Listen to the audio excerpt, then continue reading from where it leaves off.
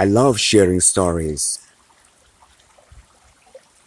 and I'll begin this by sharing with you a story. Yesterday in the studio, there was a Native American medicine man who walked in and introduced himself as a medicine man who came all the way from Standing Rock to thank the people of Mendocino who came out and supported them when they were fighting on the pipeline issue. And as we were connecting to each other, I also introduced myself to him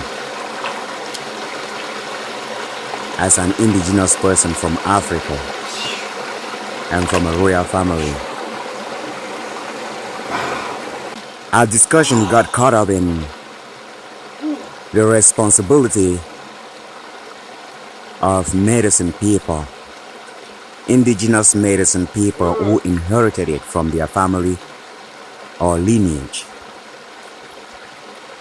The discussion became very interesting because we were talking bloodline and responsibility, something that has been misplaced in our society today.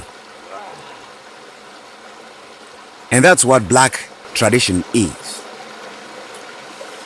Understanding what bloodline is and the responsibility of every single bloodline on earth, and especially the bloodlines of indigenous people. Because from those bloodlines, we can reconnect ourselves back to the Creator. That's what we call ancestors. And every ancestral lineage has a responsibility on earth. We should remember what the Bible says, that when God created the earth, He asked humans to go on the earth and replenish it. So the humans that were on earth were also subdivided into lineages. And those lineages had special skills and special responsibilities to perform on this earth. That is why in African culture or in Native American culture, you can find some families that are just blacksmiths. And those blacksmiths have come down from generation to generation. You can find families that are just soldiers. They know how to fight, and they've been fighting from generation to generation. You find some families that are very specific in certain areas of healing, and that, let's say, they heal the bones, and that has come from generation to generation. You find others that just perform ceremonies. Some deal with the weather. Some deal with farming. And that's how the world worked, and that's how the Creator created every lineage and subdivided them so that every responsibility on earth will be fulfilled. Do you know that we lost all of this? Get what I'm saying? Most of us do not even have an understanding that that's how the world works. That lineages perform specific roles, and they are good at it, and they are spiritually equipped with it if they fulfill their responsibilities genuinely, with passion, with caution, with care, and do it perfectly. Do it the way it ought to be done, with humility, and not for profit. When they do that, they will perform at the most highest levels of their physical and spiritual life on this earth. Now, this is not spirituality. This is African tradition that is handed down to the black man from generation to generation. And every family and lineage is skilled into it. When we find royal families, they are equipped to rule. The families have come down from generation to generation. Their blood is to lead. And if they lead well, they will lead. If they mean well, they will lead societies, and they will build great societies. And they will build responsible societies, and those societies will provide families and children that are great. I come from a royal family. My entire lineage, my uncles, my nieces, my nephews, my grandmothers, my grandfathers, all of them, they all come from royal families. Both sides. They are born to lead. It's their responsibility to lead, and they don't have to lead for wealth. They don't have to lead for money. They have to lead because the people need good leadership. And when a leader or a king who means well and is responsible and know his role and know that his job is to lead and not to lead for power, not to lead for money, but just to lead, the country will flourish. People will prosper. Lives will be exciting. That country will spread and the people will spread as well. When the leader understands that his role is simply to lead and to provide the leadership service that the people need, and that he is not different from the rest of society, but he is the one ordained to provide that service. And so the society is respecting he or she. The society is paying attention to he or she. The society is protecting that person and the family and the lineage because of the service they are providing. A king that has this understanding will create a very peaceful and lovable society with the people rejoicing and working every day, not for selfish aims, but for the community. That's how Egypt got built. People were not paid to build the pyramids. People got excited. People loved what the kings who were good did. And they loved the kings and they decided to execute projects, suggest projects, and execute them for the king, to make the king pleased and happy. When the wicked kings came and didn't have an understanding of how leadership works, of how kingship and pharaohship works, they will oppress the people. They will make the people work hard.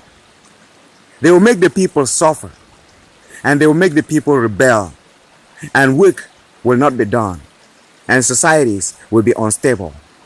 And when societies are unstable, people die. The government will have to use the military to suppress uprising. Our world of today lacks leadership because the leaders we have are voted in power. The leaders we have are not ordained by the universal creator through bloodline. That the blacksmiths, that the peacemakers are people who go to school to study. It's not in the blood. And that's why I talk about ancestral worship. When I speak of ancestral worship, I am not talking about we humans worshiping dead bodies. I'm talking about using the energies that have lived on earth and has experienced this earth and left traces. Using the tools that those energies had on earth, like their bodies and their clothes and the shoes and the waters and the drugs and the places they went to and the things they did, Think about what is going on with to invoke energy that connects every single energy back to its source. That's how life works. It baffles me when I hear that. When I talk about ancestral worship, and some people think I'm talking about worshiping dead bodies, and they oppose it. But we don't oppose a Christianity that focuses on worshiping Jesus, who is also dead, or the saints who are also dead. It doesn't make any sense to anyone. Therefore, it's understandable that leadership is something that has to be bred in bloodline. They're gonna go to war And leadership is in every aspect of life. In blacksmithing, there is leadership. In masonry, there is leadership. In road construction, there is leadership. There is also leadership in society. And so there must be leadership everywhere. So the idea of having a king or leaders is not a bad idea.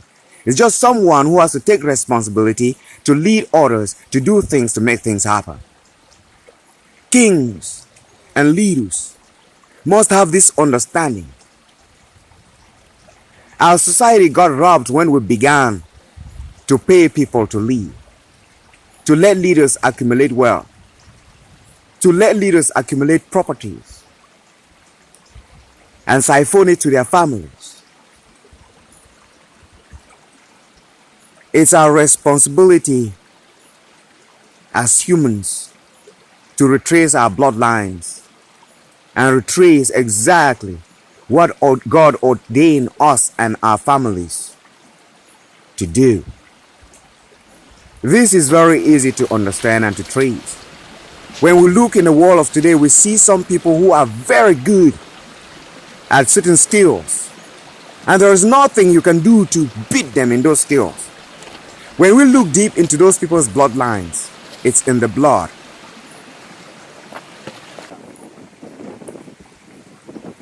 If that doesn't make sense, nothing else would. There are some people who were good at hunting. My mother, They hunted for the king, they hunted for the villages, they hunted for the people. Because not everybody was a hunter. And they were good at what it. do I do? And they fed the society in which they lived, and they fed the kings. I don't know. Because it's in the bloodline. You see, these things, when we retrace them and work with them, it brings stability in society. 50 people. It brings coherence because everyone and every family is doing exactly what they need to do. At least 50. I'm not I used to know that shrines used to be run by women. and stuff like that. Very special women ran shrines and healing practices in those days. Oh my God. It was a calling in a bloodline.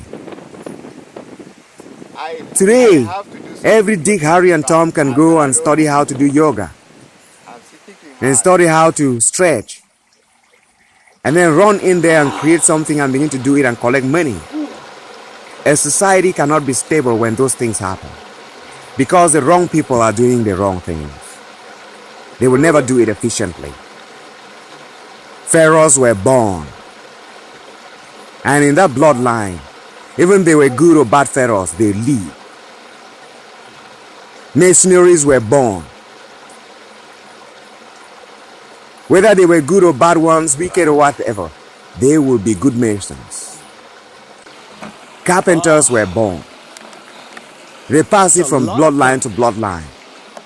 You know, And that's how the earth was being replenished with stability this is the until, life well, nature takes its I course. have every single damn day. When in 1570 or so, Yup. when the Western civilization began, Yeah.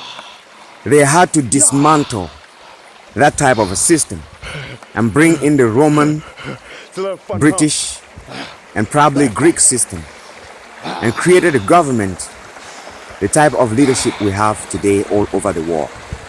They replace the kingship and make it hated and replace it with governments.